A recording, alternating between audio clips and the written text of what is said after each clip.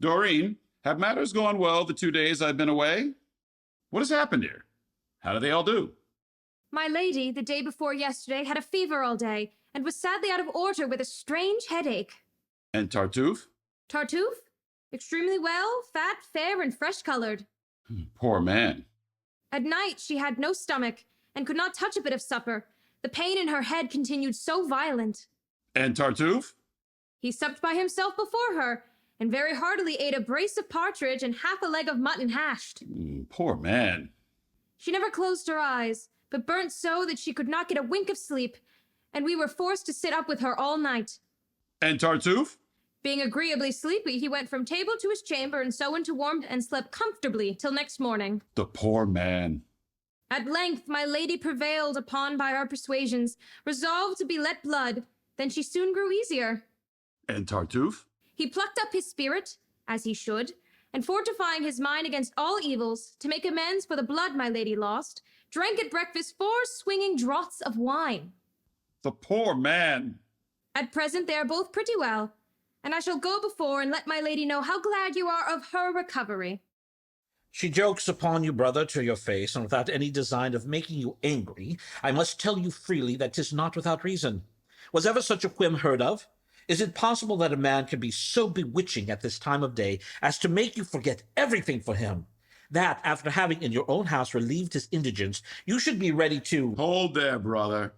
You don't know the man you speak of. Well, I don't know him, since you will have it so. But then, in order to know what man he is— Brother, you would be charmed did you know him, and there would be no end of your raptures.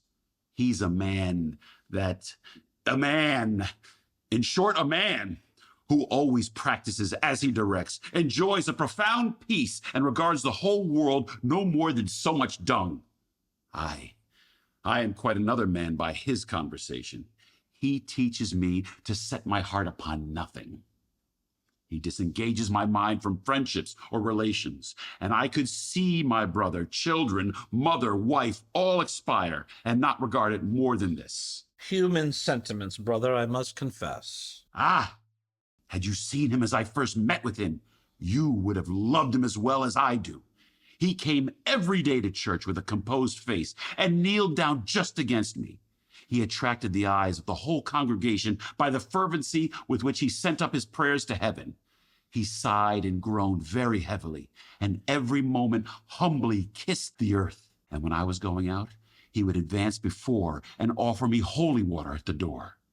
I made him presents, but he always modestly would offer to return me part. "'Tis too much," he'd say, "too much by half.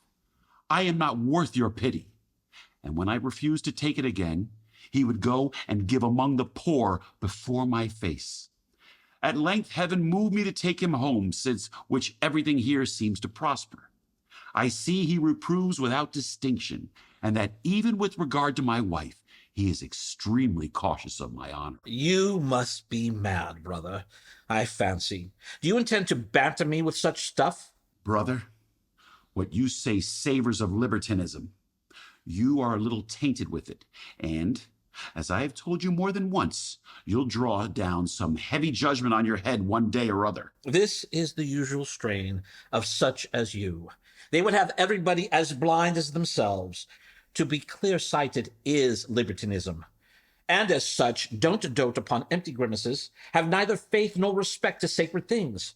Pray, would you make no distinction between hypocrisy and true devotion? And is bad money of the same value as good? Men generally are odd creatures. They never keep up to true nature. You are, without doubt, a very reverend doctor. All the knowledge in the world lies under your cap. No, brother, I am none of your reverend sages, nor is the whole learning of the universe vested in me, but I must tell you, I have wit enough to distinguish truth from falsehood. Those slaves of interest who make a trade of godliness, and who would purchase honors and reputation with hypocritical turning up of the eyes and affected transports, those people, I say, who show an uncommon zeal for the next world in order to make their fortunes in this, who, with great affectation and earnestness, daily recommend solitude while they themselves live in courts. You cry up his zeal out of good intention, but I believe you are imposed on by a very false glass. My dear brother, have you done? Yes. Then I'm your humble servant. Pray one more word, brother. Let us leave this discourse. You know you're promised to take Valère for your son-in-law. Yes, And have you appointed a day for this agreeable wedding? true. Why then do you not put off the solemnity? I can't tell. Have you some other design in your head? Perhaps so. Will you break your word then? I don't say that. I think there's no obstacle can hinder you from performing your promise. That's as it happens. Does the speaking of a single word require so much circumspection then? Valère sends me to you about it. Heaven be praised! What answer shall I return him? Oh, what you will. But 'tis necessary I should know your intentions. Pray, what are they? To do just what heaven pleases. But to the point, pray. Valère has your promise. Do you stand to it, aye or no? Good be, Ty. I am afraid he'll meet with some misfortune in his love. I ought to inform him how this matter goes. Marion, Sir, come hither. I have something to say to you in private. what are you looking for, sir? I'm looking if anybody's there who might overhear us. This little place is fit for such a purpose, so we're all safe. I've always, Marion, found you of a sweet disposition, and you have always been very dear to me. I'm very much obliged to you, sir, for your fatherly affection.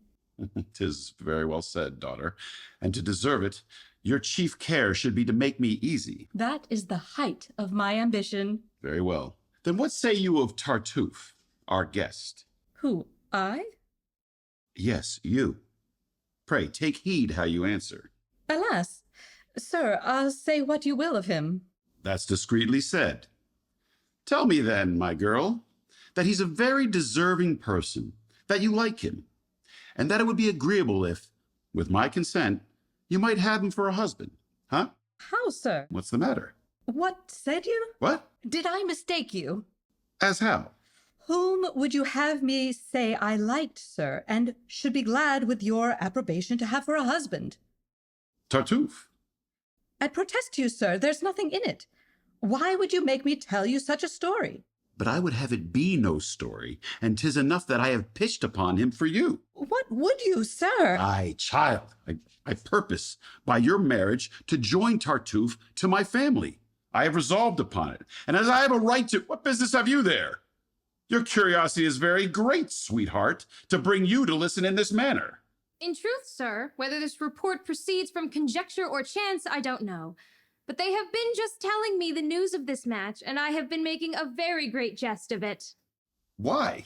Is the thing so incredible? So incredible that you were to tell me so yourself. I should not believe you. I know how to make you believe it, though. Aye, sir, you tell us a comical story. I tell you just what will prove true in a short time. Stuff. Daughter, I promise you, I'm not in jest. Go. Don't believe your father, madam. He does but joke. I tell you— No, 'tis in vain. Nobody will believe you. My anger at length. Well, sir, we will believe you. And so much the worse on your side. What, sir, is it possible that with that air of wisdom and that spacious beard on your face, you should be weak enough but to wish— You have taken certain liberties of late that I dislike. I tell you that, child. Good sir, let us argue this affair calmly. You really must banter people by this scheme. Your daughter is not cut out for a bigot. He has other things to think on. And then, what will such an alliance bring you in? For what reason would you go, with all your wealth, to choose a beggar for a son-in-law? Hold your tongue! If he has nothing, know that we ought to esteem him for it.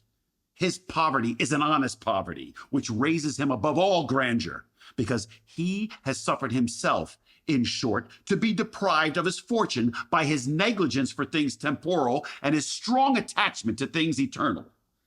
But my assistance may put him in a way of getting out of trouble and recovering his own. As poor as he is, he's a gentleman, and the estate he was born to is not inconsiderable. Yes, he says so. And this vanity, sir, does not very well suit with piety. He that embraces the simplicity of a holy life should not set forth his name and family so much. The humble procedure of devotion does but, I'll agree, with the glare of ambition. To what purpose all this pride? But this talk offends you. Then let us lay aside his quality and speak to his person. Can you have the heart to fling away such a girl as this upon such a man as he? Should you not consult propriety and look a little forward to the consequences of such a union as this? Consider then to what danger your design exposes you. I tell you, she is to learn from me what to do. You could not do better with her than follow my advice. Don't let us amuse ourselves, daughter, with this silly stuff. I am your father, and know what you must do. I had indeed promised you to Moliere, but besides that 'tis reported he is given to play, I suspect him of being a little profligate. I don't observe that he frequents the church. Would you have him run to church at your precise hours, as people do who go there only to be taken notice of? I'm not consulting you about it. The other, in short, is a favorite of heaven, and that is beyond any other possessions. This union will crown your wishes with every sort of good. It will be one continued scene of pleasure and delight. You'll live in faithful love together, really like two children, like two turtle doves. No unhappy debate will ever arise between you, and you'll make anything of him you can well desire. She? She'll never make anything but a fool of him, I assure you. Hey, what language? I say, he has the look of a fool, and his ascendant will overbear all the virtue your daughter has. Have done with your interruptions. Learn to hold your peace, and don't you put in your oar where you have nothing to do. Nay, sir, I only speak for your good. You are too officious. Pray, hold your tongue, if you please. If one had not a love for you, I desire none of your love. but I will love you, sir, in spite of your teeth. Ha! I have your reputation much at heart, and can't bear to have made the subject of every gossip's tale. Then you won't have done. It would be a sin to let you make such an alliance as this. Will you hold your tongue, you serpent, whose impudence... Oh, what a devotee, and fly into such a rage. Yes, my choler is moved at this impertinence, and I'm resolved you shall hold your tongue. Be it so. But though I don't speak a word, I don't think the less. Well, think if you will. But take care not to say a syllable to me about it, or enough. I have maturely weighed all things as a wise man should. It makes me mad that I must not speak now. Tartuffe, without foppery, is a person so formed Yes, 'tis a pretty phiz. that should you have no great relish for his other qualifications, She'll have a very fine bargain of him. Were I in her place, though, no man alive should marry me against my will with impunity. I'd let him see soon after the ceremony was over that a wife has a revenge always in hand. then what I say stands for nothing with you? What do you complain of? I don't speak to you. What is it you do then? I talk to myself. Very well. I must give her a slap on the face to correct her prodigious insolence. Daughter, you must needs approve of my design, and believe that the husband, which I have picked out for you, why don't you speak now? Because I have nothing to say to myself. One little word more. I've no mind to it. To be sure, I watched you. A downright fool of faith. In short, daughter, you must obey and show an entire deference for my choice. I should scorn to take such a husband myself. You have a pestilent hussy with you there, daughter, that I can't live with any longer without sin. I'm not in a condition to proceed at present. Her insolence has put my spirits into such a ferment that I must go take the air to recover myself a little. Lawrence, lock up my hair cloth and scourge, and beg of heaven ever to enlighten you with grace. If anybody comes to see me, I am gone to the prisons to distribute my alms. What affection and roguery. What do you want? To tell you. Oh, Lackaday, pray take me this handkerchief before you speak. What for? Cover that bosom, which I can't bear to see. Such objects hurt the soul and usher in sinful thoughts. You mightily melt then at a temptation, and the flesh makes great impression upon your senses? Truly, I can't tell what heat may inflame you, but for my part, I am not so apt to hanker. Now I could see you stark naked from head to foot, and that whole hide of yours not tempt me at all. Pray, now, speak with a little modesty, or I should leave you this minute. No, no, 'tis I who am going to leave you to yourself, and I have only 2 words to say to you. My lady is coming down into this parlor, and desires the favor of a word with you. Alack, with all my heart. How sweet he grows upon it. I'faith, I still stand to what I said of him. Will she come presently? I think I hear her. Aye, 'tis she herself. I leave you together. May heaven bless your days equal to the wish of the lowest of its votaries. I am much obliged to you for this pious wish, but let us take a seat to be more at ease. Oh, do you find your indisposition anything bated? Very well. My fever soon left me. Oh, my prayers have not sufficient merit to have drawn down this favor from above.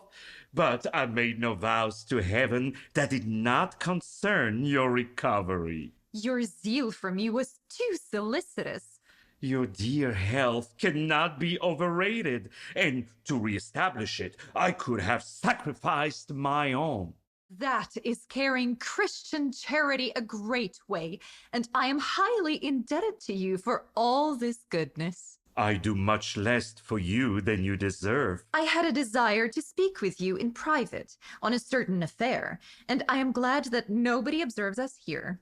I am also overjoyed at it, and be sure it can be no ordinary satisfaction, madam, to find myself alone with you. 'Tis an opportunity that I have petitioned heaven for in vain. What I want to talk with you upon is a small matter in which your whole heart must be open and hide nothing from me. I certainly will unbosom myself to you without the least reserve, and I protest to you that the stir I made about the visits paid here to your charms was not out of hatred to you, but rather out of a passionate zeal which induced me to it, and out of pure motive.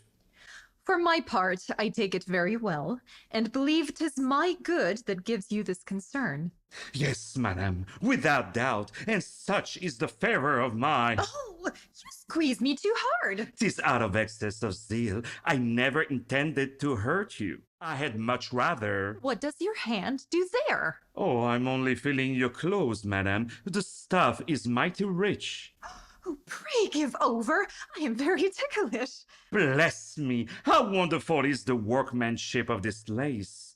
They work to a miracle nowadays. Things of all kinds were never better done. 'Tis true, but let us speak to our affair a little.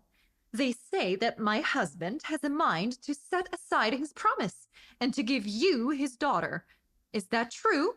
Pray tell me. He did hint something towards it. But, madame, to tell you the truth, that is not the happiness I sigh after. I behold elsewhere the wonderful attractions of the felicity that engages every wish of mine.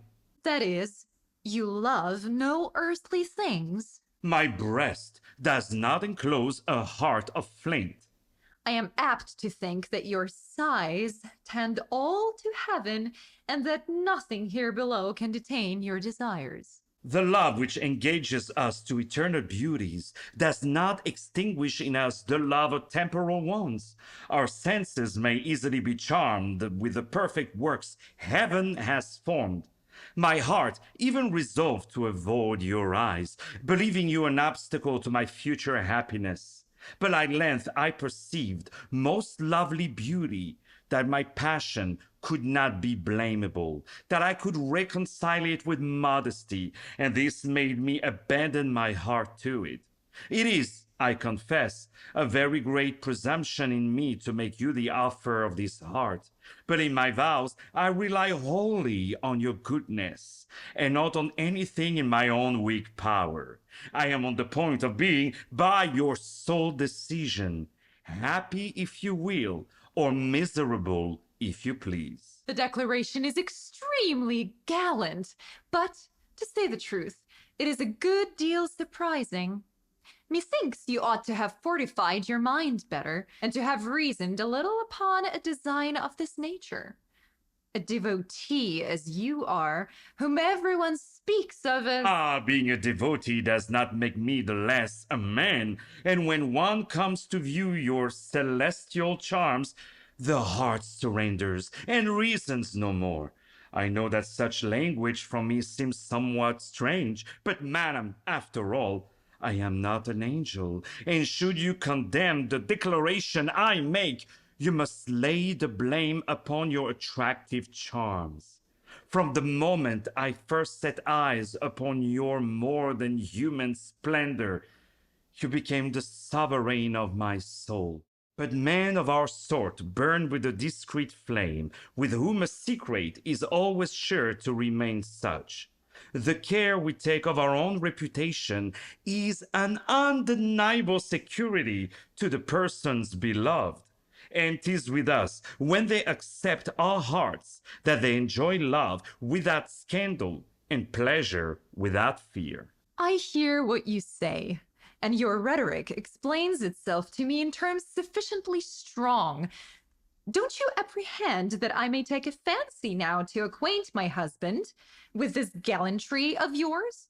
And that an early account of an amour of this sort might pretty much alter his present affections towards you? I know that you are too good, and that you will rather pardon my temerity, that you will excuse me upon the score of human frailty, the passion that offends you, and will consider when you consult your glass that a man is not blind and is made of flesh and blood. Some might take it perhaps in another manner, but I shall show my discretion and not tell my husband of it.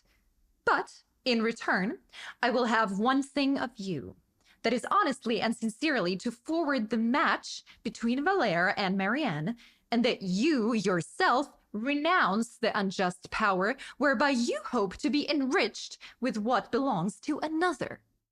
Heavens! What have I heard? Is this credible? Yes, brother, I am a wicked, guilty, wretched sinner, full of iniquity, the greatest villain that ever breathed. Every instant of my life is crowded with stains. 'Tis one continuous series of crimes, and I see that heaven, for my punishment, designs to mortify me on this occasion.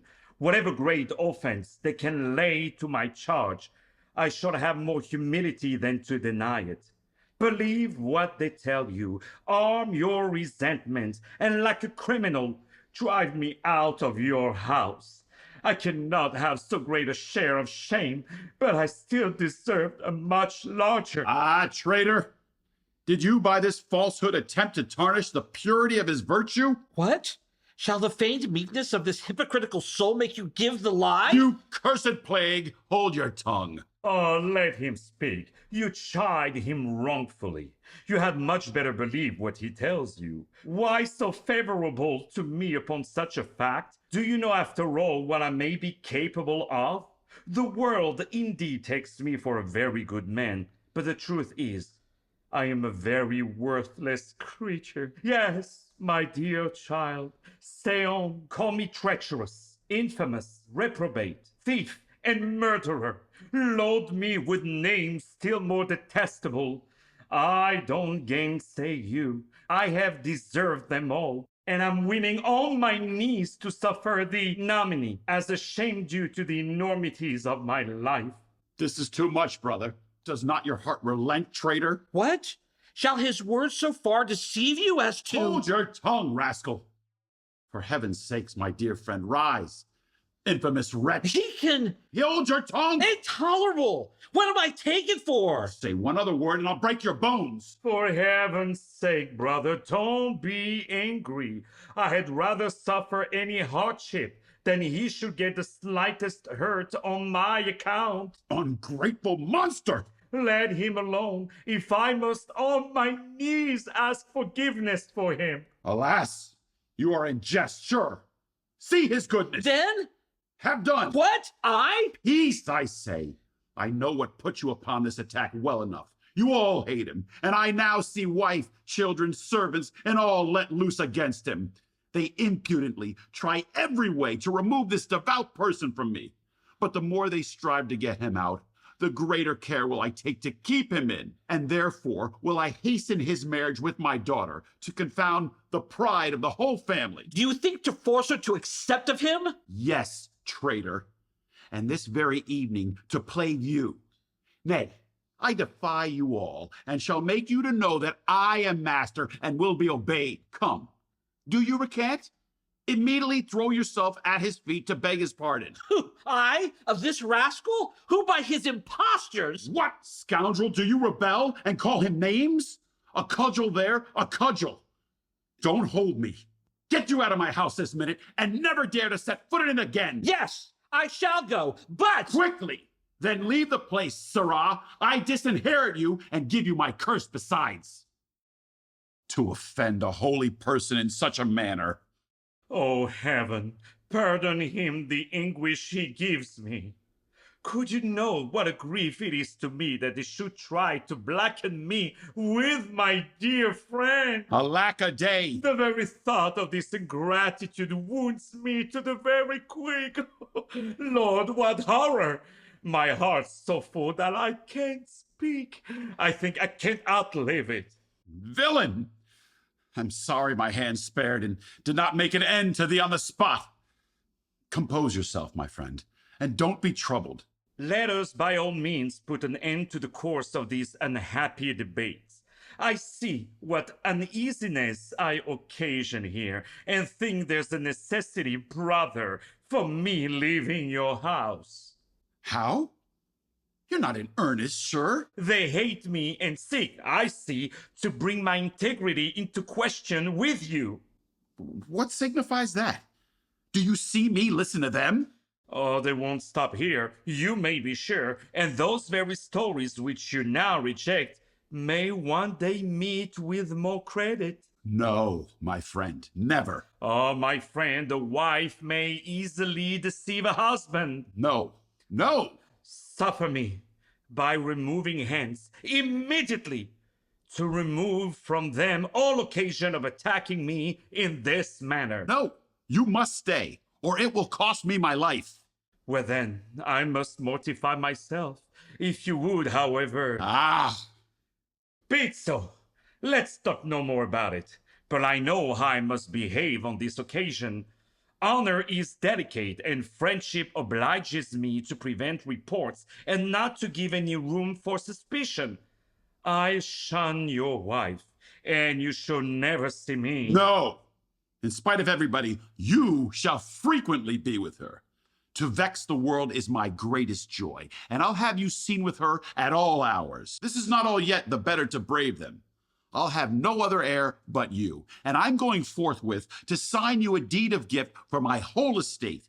A true and hearty friend that I fix on for a son-in-law is far dearer to me than either son, wife, or kindred. You won't refuse what I propose? Heavens will be done in all things. Poor man. Come, let's get the writings drawn up, and then let envy burst itself with spite. Yes, 'tis in everybody's mouth, and you may believe me. The noise this rumor makes is not much to your credit, and I have met with you, sir, very opportunely to tell you plainly, in 2 words, my thoughts of the matter. Is it not the part of a good Christian to pardon the offense and extinguish in his heart all desire of vengeance? And if you take my advice, you'll make all up and not push matters to extremity. Sacrifice your resentment to your duty, and restore the son to his father's favor. Alas, for my own part, I would do it with all my heart. I forgive him everything. I lay nothing to his charge, and would serve him with all my soul. But the interests of heaven cannot admit of it. If he comes in here again, I must go out. Heaven knows what all the world would immediately think on it. They would impute it to pure policy in me, and people would everywhere say that, knowing myself guilty, I pretended a charitable zeal for my accuser, that I dreaded him at heart, and would practice upon him that I might, underhand, engage him to silence. You put us off here with sham excuses, and all your reasons, sir, are too far-fetched. Let us always do what heaven has prescribed, and perplex our heads with no other care. I have told you already that I forgive him from my heart, and that is doing, sir, what heaven ordains.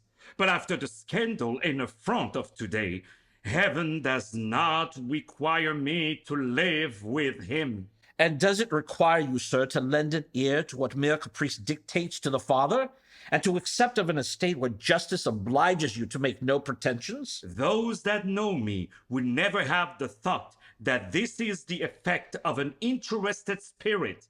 All the riches of the world have few charms for me. I am not dazzled by their false glare. And if I should resolve to accept this present, which the Father has a mind to make me, it is, to tell you the truth, only because I'm afraid this means will fall into wicked hands and not lay it out as I intend to do, for the glory of heaven and the good of my neighbor. Oh, entertain none of these very nice scruples, which may occasion the complaints of a right heir. Let him, without giving yourself any trouble, keep his estate at his own peril, and consider that it were better he misused it than that people should accuse you of depriving him of it. Believe me, sir, this would give your discretion. It is half an hour past 3, sir. Certain devotions call me above stairs, and you'll excuse me leaving you so soon. Ah! Now, you come and get under this table. Why so? 'Tis a necessary point that you should be well concealed. But why under this table? Lack-a-day! Do as I'd have you. I have my design in my head, and you shall be judge of it. Place yourself there, I tell you, and when you are there, take care that no one either sees or hears you. I must needs say I am very complacent, but I must see you go through your enterprise. You will have nothing, I believe, to reply to me. However, as I am going to touch upon a strange affair, don't be shocked by any means. Whatever I may say must be allowed me, as it is to convince you according to my promise. I am going by coaxing speeches, since I am reduced to it, to make this hypocritical soul drop the mask, to flatter the impudent desires of his love, and give a full scope to his boldness. 'Tis for your sake alone, and to confound him, that I feign a compliance with his desires. I may give over when you appear, and things need go no further than you would have them. It lies on you to stop his mad pursuit when you think that matters are carried far enough, to spare your wife, and not to expose me any farther than is necessary to disabuse you. This is your interest. It lies at your discretion. And he's coming. Keep close and take care not to appear. I was told you desire to speak with me here. Yes, I have secrets to discover to you. But pull to that door before I tell him you. Look about for fear of a surprise. We must not surely make such a business of it as the other was just now. I never was in such a surprise in my whole life. The esteem you are inlaid that storm, and my husband can have no suspicion of you. The better to set the rumor of ill tongues at defiance. He desires we should be always together. And from thence it is that without fear of blame I can be locked up with you here alone.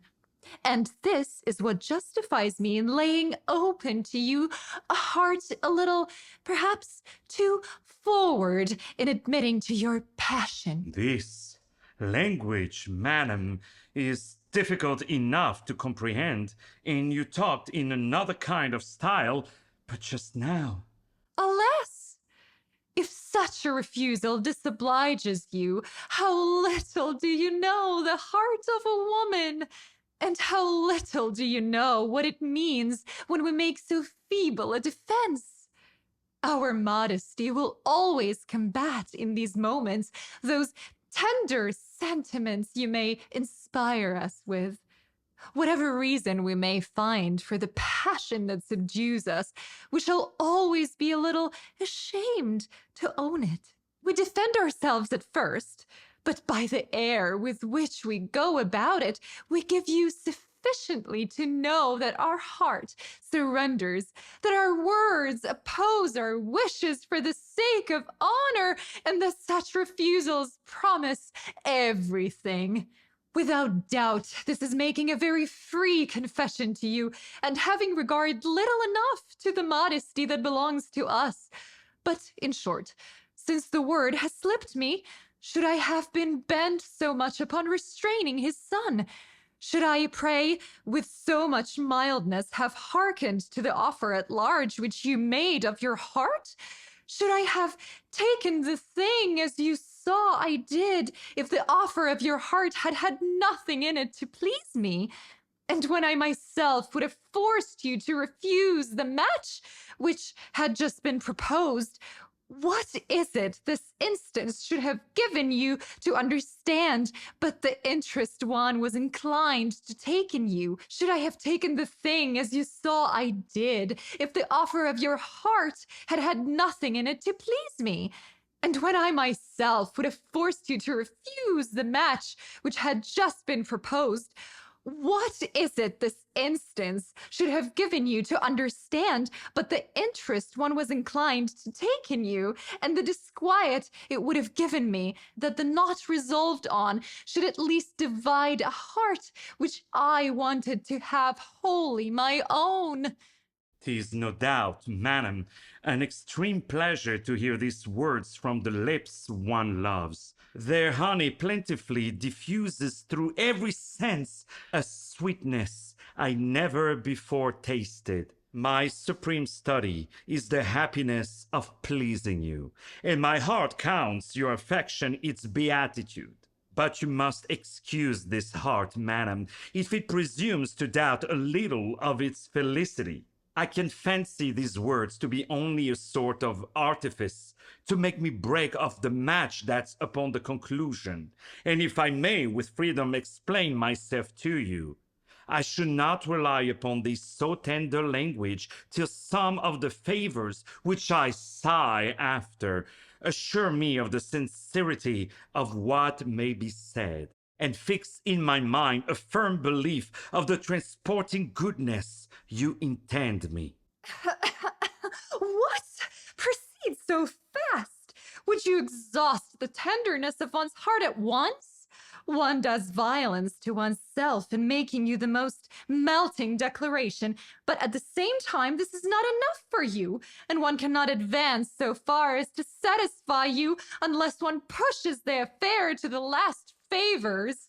The less one deserves a blessing, the less one presumes to hope for it. Our love can hardly have a full reliance upon discourses. One easily suspects a condition full fraught with happiness, and one would enjoy it before one believes it. For my particular, who know I so little deserve your favors, I doubt the success of my rashness, and I should believe nothing, madam, till by realities you have convinced my passion. Good lack!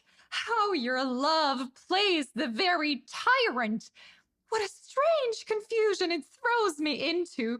With what a furious sway does it govern my heart! And with what violence it pushes for what it desires! What? Is there no getting clear of your pursuit? Do you allow one no time to take breath? To abuse in this manner, by your pressing efforts, the foible you see people have for you? Believe you regard my addresses with a favorable eye. Why do you refuse me convincing proofs of it?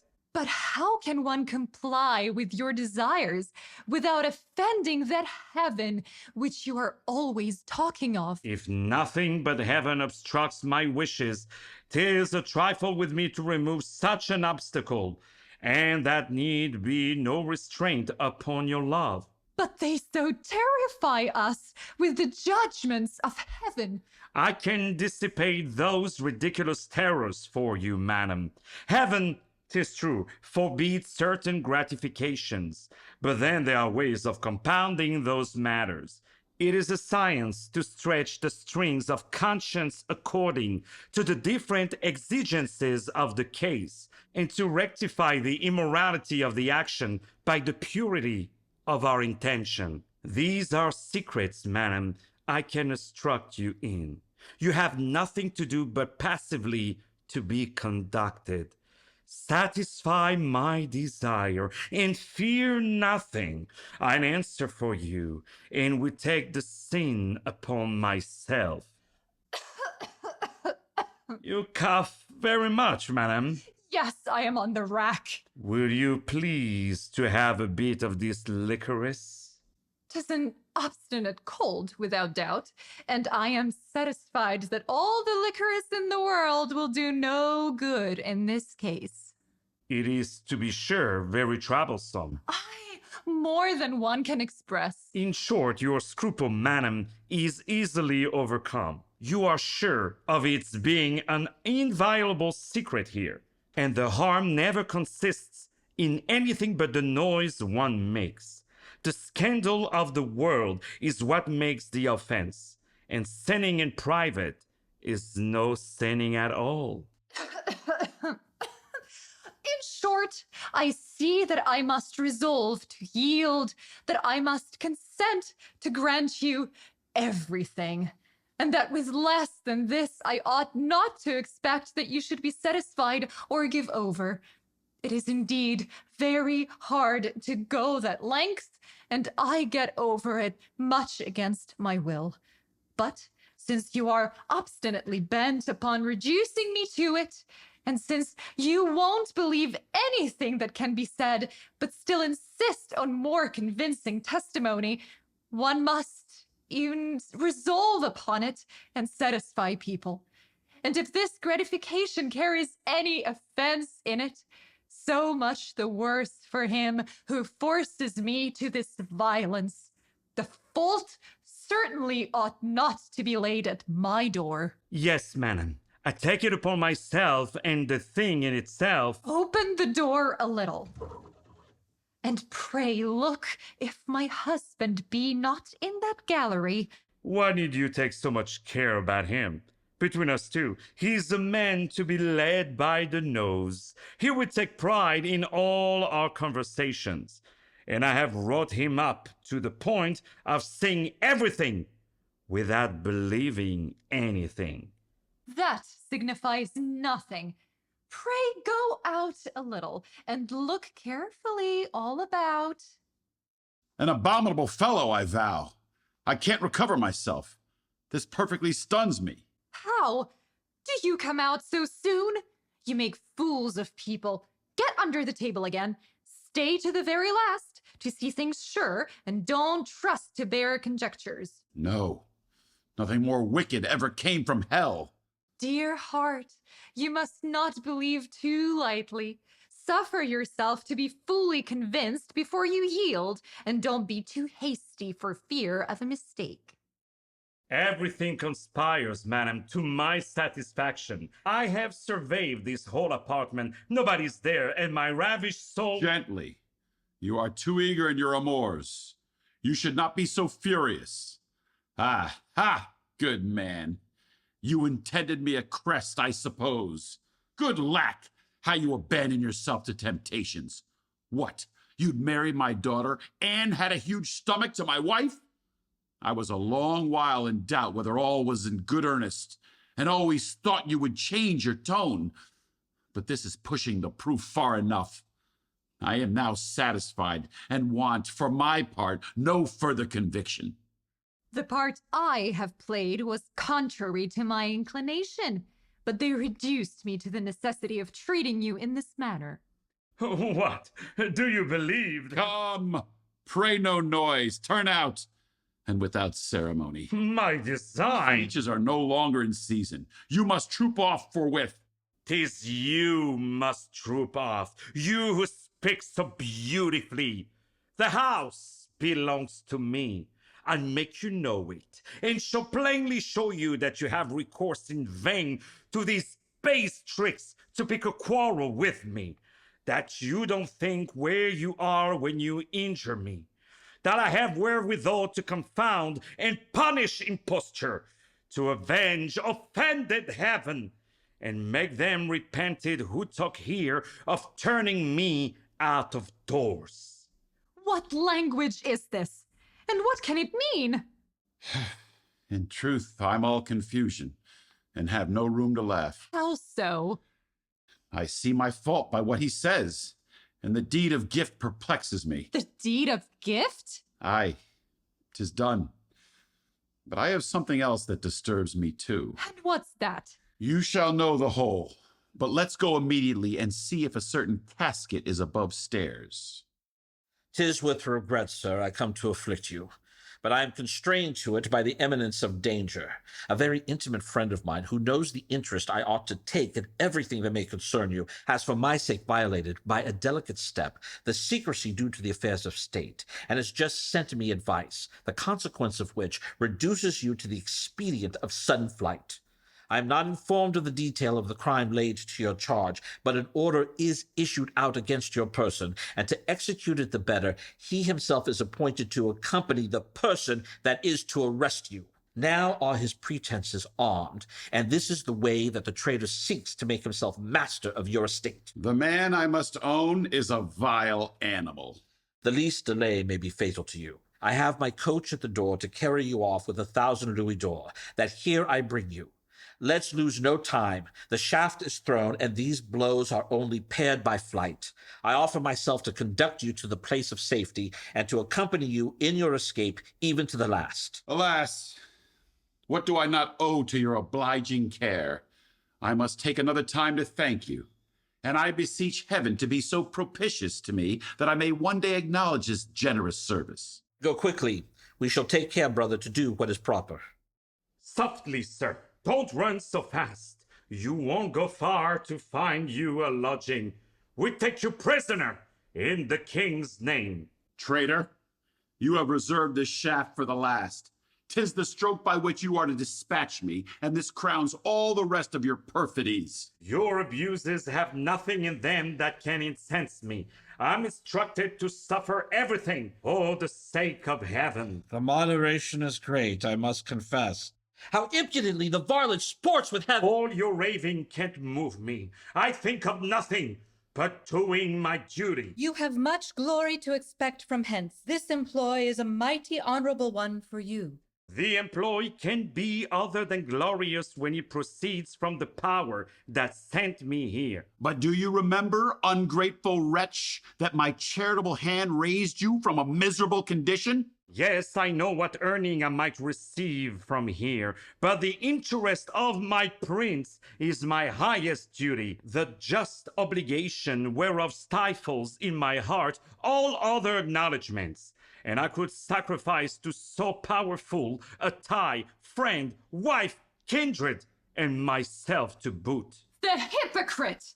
How artfully he can make a cloak of what is sacred. But if the zeal that puts you on, in which you trick yourself out, is so perfect as you say it is, how came it not to show itself till he found means of surprising you, soliciting his wife? How came you not to think of informing against him, till his honor obliged him to drive you out of his house? I don't say that the making over of his whole estate to you lately should draw from you your duty, but intending to treat him as you do now, like a criminal. Why did you consent to take anything from him? I beg you, sir, to free me from this clamor, and be pleased to do as you are ordered. Yes, 'tis certainly delaying the execution too long. You invite me to fulfill it apropos and to execute my order. Follow me immediately to the prison, which we are to allot for you habitation. Who? I, sir? Yes, you. And why to prison, pray?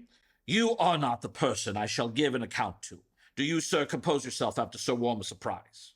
We live under a prince who is an enemy to fraud, a prince whose eyes penetrate into the heart, and whom all the art of impostors can't deceive. His great soul is furnished with a fine discernment, and always takes things in a right light. There's nothing gets too much footing by surprise, and his solid reason falls into no excess. He bestows lasting glory of men of worth, but he dispenses his favors without blindness, and his love for the sincere does not foreclose his heart against the horrors that do to those that are otherwise. Even this person was not able to surprise him, and we find he keeps clear of the most subtle snares. He soon pierced through all the baseness contained within his heart. Coming to accuse you, he betrayed himself, and by a just stroke of divine judgment, he discovered himself to be a notorious rogue, of whom his majesty had received information under another name, the whole detail of whose horrid crimes is long enough to fill volumes of histories. This monarch, in a word, detesting his ingratitude and undutifulness to you, and hath sent me under his direction only to see how far his assurance would carry him to oblige him to give you full satisfaction. He will, moreover, that I should strip the traitor of all your papers to which he pretends a right, and give them by dint of sovereign power. He dissolves the obligation of the contract which he gives him your estate, and he pardons, moreover, this secret offense in which the retreat of your friend involved you. And this recompense he bestows for the zeal he saw you formerly showed in maintaining his rights, to let you see that his heart knows, even when 'tis least expected, how to recompense a good action, that merit with him is never lost, and that he much better remembers good than evil. May heaven be praised! Now I begin to revive. Favorable success! Who could have foretold this? Well, traitor, there you are. Nay, hold and don't descend to indignities. Leave the wretch to his evil destiny, and don't add to the remorse that oppresses him. Much rather wish that his heart may now happily become a convert to virtue, that he may reform his life through detestations of his crimes, and may soften the justice of a glorious prince, while for his goodness you go on your knees, make the due returns for his lenity to you. Yes, 'tis well said. Let us with joy go throw ourselves at his royal feet, to glory in the goodness which he generously displays to us. Then, having acquitted ourselves of this first duty, 'twill be necessary we should apply ourselves with just care to another, with Hymen's tenderest joys to crown Valere, the generous lover and the friend sincere. Tartuffe by Moliere. Adapted and directed by David Serero. Orgon, Elmire's husband by Ron Barba. Elmire, Orgon's wife by Lisa Mond. Marian, Orgon's daughter by Sarah Beth Pearson.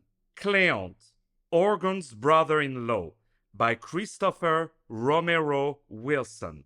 Doreen, waiting maid to Marian by Christine Vario. Tartuffe by David Serero.